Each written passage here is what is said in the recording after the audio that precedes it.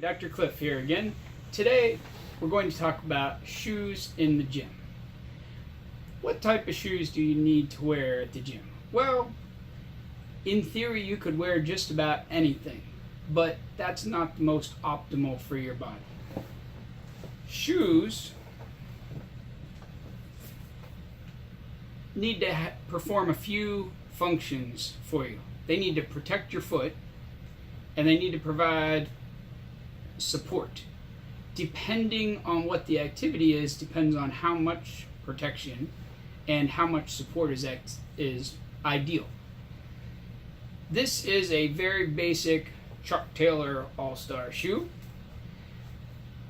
that is popular with power lifters and just a casual, hanging out type shoe. It's very flat.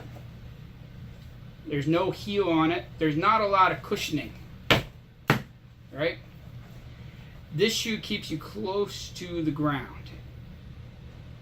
I wear this shoe for most of my training, although I have recently started to wear some other shoes, which we're going to talk about. This shoe's not good for running.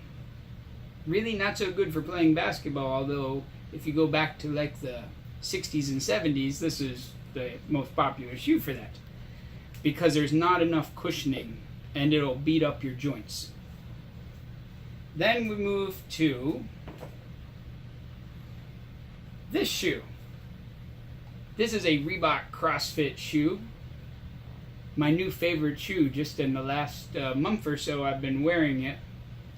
I'll put a link below. You can get a pair as well if you would like. This shoe is very thin at the bottom, but has more of a heel that's hard and supportive and provides a little bit more cushioning than this shoe does. In theory, you can do just about everything with this shoe, but it's still not very cushioned for a lot of running. You wouldn't want to go do marathon training in this shoe. It breathes real well, and it's wide, which is what I like, because I have a wide foot. Let's talk about width of shoes. A lot of people buy shoes that are too narrow for their foot, and it squishes their toes and causes all kinds of other aches and pains. So you want a shoe that's wide enough for your foot. These come the whole way up to triple E or something like that. So most training type shoes don't come very wide. This one does. Then we have a traditional running shoe. Very cushy. It's good for running. It's not very good for much else, although people will wear it for all kinds of other things. If you try to do squatting or deadlifting in this shoe, it collapses, squishes, and you don't have any balance. If you try to do one-legged exercises in the gym with this shoe, you don't feel very balanced because it's like you're standing on a big pad of foam. If you try to play basketball in this shoe, you come down funny and twist your ankle. So a running shoe is built inherently unstable, because running is an unstable activity where you're basically falling forward and catching yourself each time. So running shoes and weightlifting, not a good combination. You probably want a pair of these if you're just going to go for a walk, or if you're going to do running as part of your training. But you don't want a pair of these for in the gym. Now, if you get serious about your weightlifting and happen to want to do more traditional weightlifting, Olympic weightlifting type thing, or you're just lacking some mobility in your ankles especially, there's a weightlifting shoe. This shoe is very stiff, especially in the heel, which is elevated. See how thick the heel is here? Traditionally, these shoes are made out of wood. So there's a big hard wood block back here that doesn't squish at all, like the opposite of the running shoe. The newer shoes like this are made out of some very hard plastic resin, so it's a little more affordable, but it's still tremendously stiff.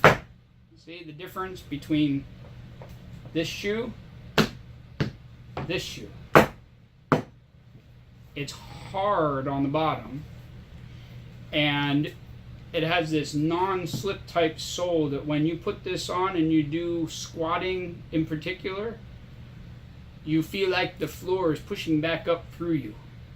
This shoe, for most people, if you're doing everything else right, that's a big if, but if your technique and everything is right, can add, it depends on what you read, but can add a significant amount of comfort and potentially weight to how much you can squat just by wearing these shoes. That doesn't mean run out and buy a pair so you can squat 100 pounds more next week, but it could improve your overall enjoyment of the squat by getting a pair of these if you're doing it regularly in your workout. So shoes can make a difference.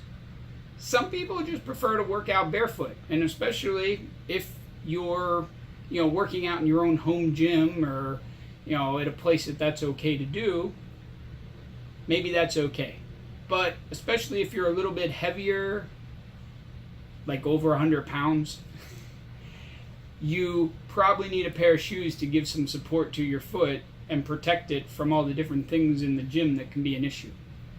I hope that answers the question.